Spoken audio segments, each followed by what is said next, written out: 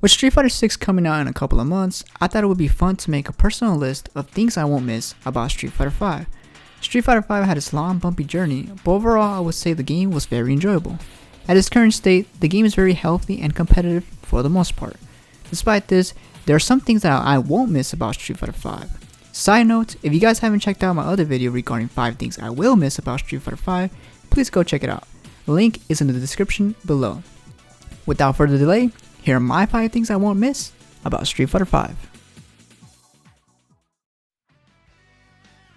Number 1. Vtriggers and Vskills. This to most may be the single thing that made them tune out from playing Street Fighter 5. Having Vskills or Vtriggers that can change the match drastically can be disheartening, especially if the opponent is rewarded for losing health. On top of that, not everyone is created equal.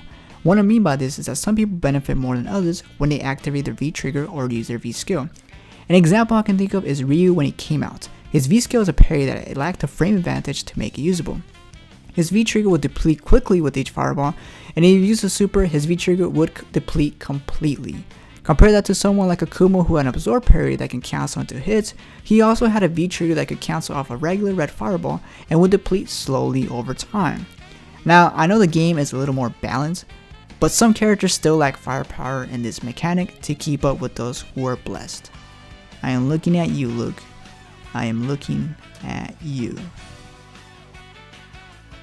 Number 2. Character models. When Canon was introduced, I was thinking this has to be a beta version. It can't be. This won't be like this when released, right? They're going to fix him like they did to Chun, right, Capcom? Right? Sadly, can't stay the same, and they added other costumes that made him look even worse. Canon wasn't alone though. There were other characters that looked really bad.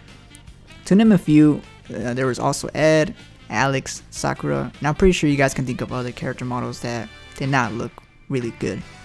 On top of that, we had some clipping issue with Birdie's chain as well as some weird animations that were questionable.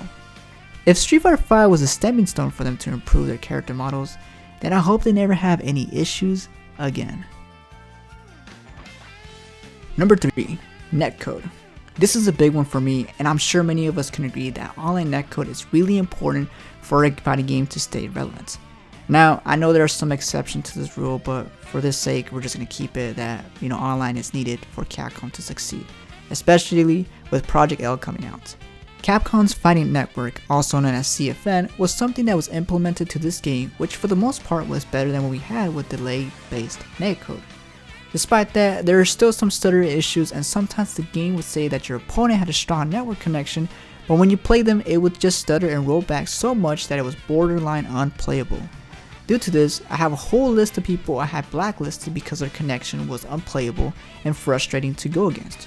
We all want the netcode to improve, and hopefully Capcom has learned a lesson, but I would be so glad to not have to play this game online ever again. Number 4. Stages. As a spectator, I am sure it is so annoying to see the same grid stage being used over and over and over again. It is not on purpose though, since some of the other stages have some lag issues. Some stages are so hard to play on with the distraction, like the Kazaki Beach stage. Others causes some motion sickness, and some you can't even tell how close you are to the corner.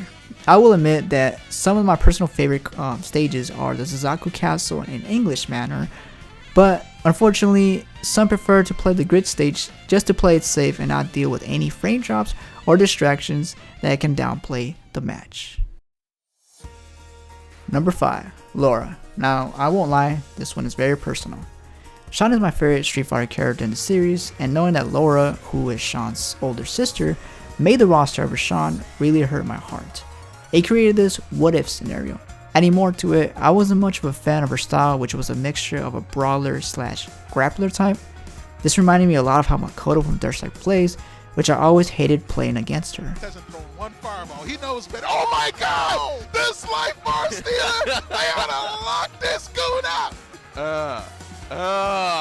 Somebody call the police! Another one. Hey! This God damn, come on!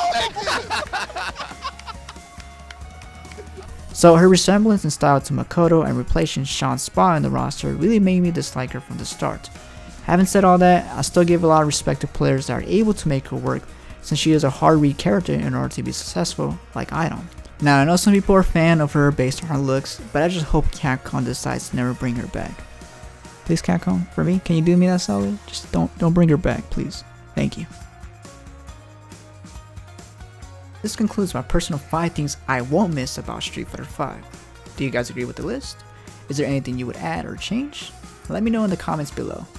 As always guys, I appreciate y'all for watching this video. Make sure to subscribe for more Street Fighter content, and I'll catch you guys next time. Deuces.